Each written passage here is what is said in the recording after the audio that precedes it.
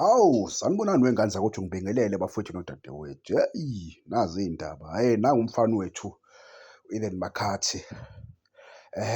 Umfana nje begijima lapha kwiqela le-Kaizer Chiefs impela i-team enkulu e-South Africa. Hhayi umfana useqalile-ke uyayilolonga umfana, uyayilolonga umfana omdala.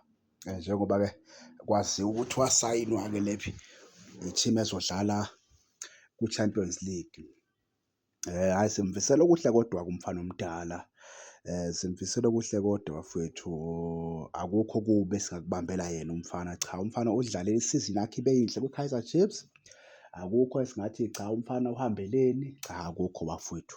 Siyi-Kaizer Chiefs nje asinawo lowo mona lo wokuthi umfana simbambele inhliziyo, cha siyamkhulula umfana. Sithi mfana indlela yakho mayikhanye, mayikhanye mfana uphinde uphakamise i-Kaizer Chiefs le emazweni.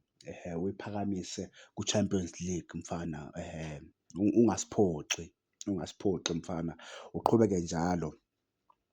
Na bafowethu, hhayi nangu umfana-ke, hhayi cha iy'thombe zakhe lezi ey'lolonga laphana, ey'lolonga bafethu. Cha umfana hhayi shuthi indlela ibe yinhle bafowethu, ibe yinhle indlela yakhe umfana, uhambe waze wayofika.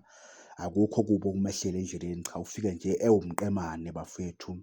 Uyatshengisa nje nalapho ukuthi u-fit, usekulungele ukuba seqembini ngokukhulu nje impela, ngokukhulu impela y'ngane zakwethu. Hhayi akukho okusha oyokwenza mfethu, uyoqhubeka la ugcine khona. Uyoqhubeka la ugcine khona mfoko Makhathi.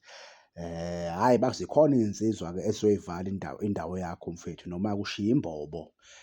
Kodwa nje zikhona-ke iy'nsizwa ezizohamba ziyivale indawo yakho. Sithembe-ke ukuthi hhayi uhamba hamba usikhumbule mfana omdala, uhamba hamba usikhumbule mfana omdala.